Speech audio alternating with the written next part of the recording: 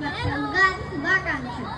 భవన సముదాయం అంటే గూగుల్లో వెతకండి, అపార్ట్మెంట్ అని అర్థం.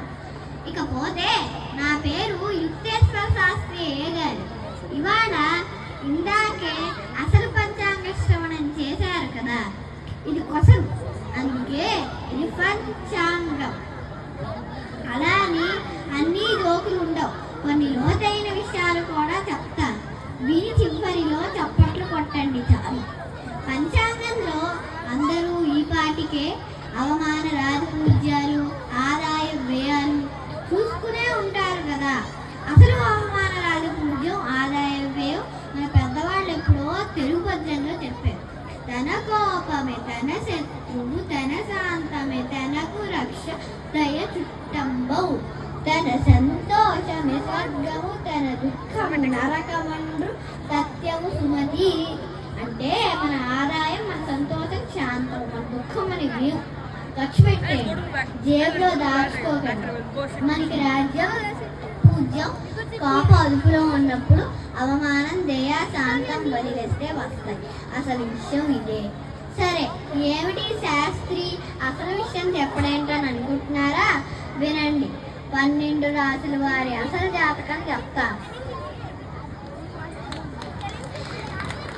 మొట్టమొదటిగా మేషం.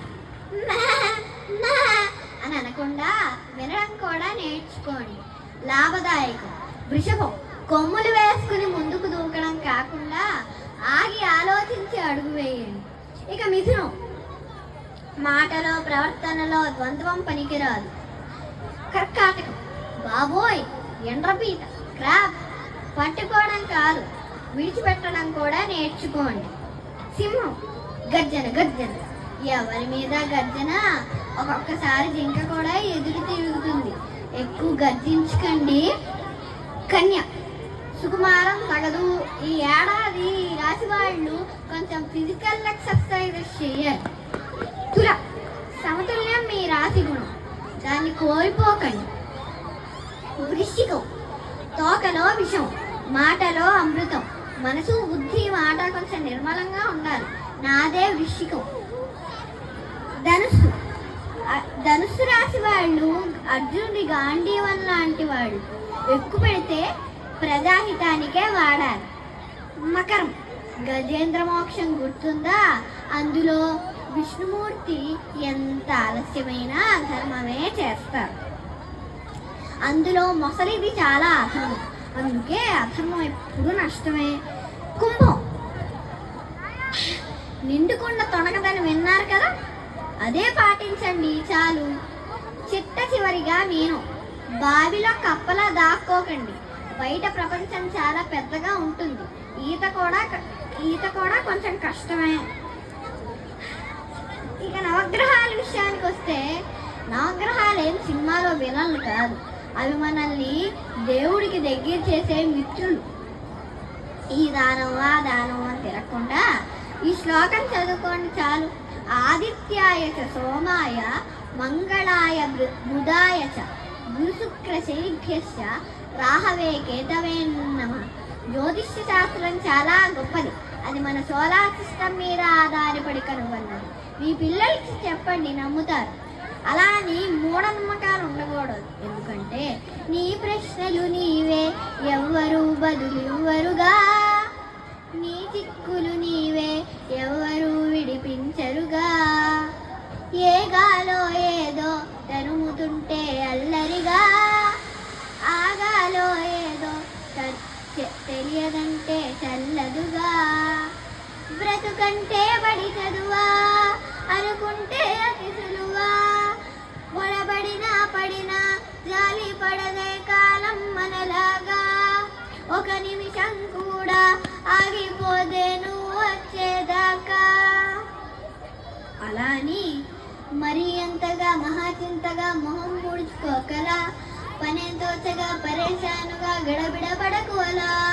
మతో ఎంతగా శుద్ధి పెంచగా విచారాలు విలవిలా, సరే చాలిక అలా జాలిగా తికమక పెడితే అలా కన్నీరై కురవాలా.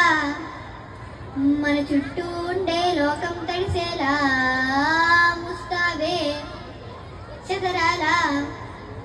నేను చూడాలంటే అద్దం జడిసేలా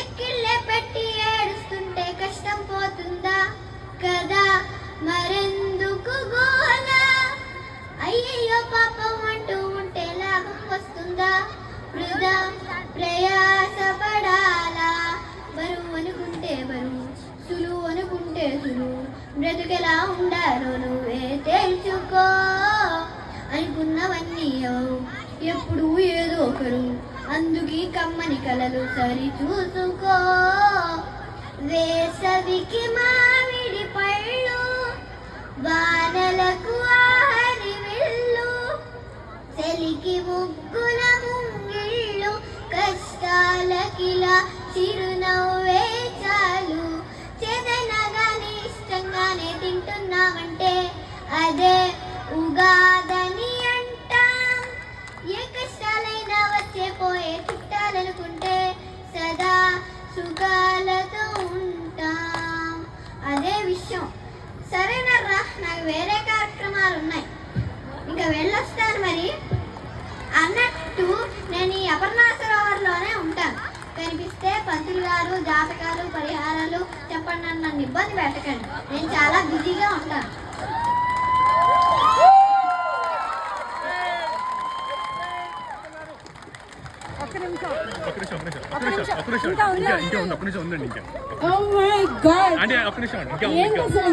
ఒకసారి మైక్ ఇవ్వండి.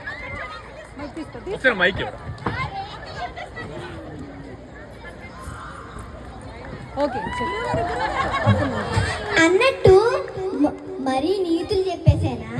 చివరిగా చిక్క మనసు మరీ చికాగా ఉందనుకోండి, అమ్మలాంటి అమృతం లాంటి ఓ మంచి సీతారామ శాస్త్రి గారు రాసిన తెలుగు పాట వింటూ ఒక మంచి కమ్మని తెలుగు భోజనం చేయండి. ఆవకాయ మన అందరిది, గోంగూర పచ్చడి మనదేలే, ఎందుకు పిజ్జాలు, ఎందుకు బర్గర్లు, ఎందుకు పాస్తాలు, ఇంకెందుకులే ఇంకెందుకులే ఇంకెందుకులే.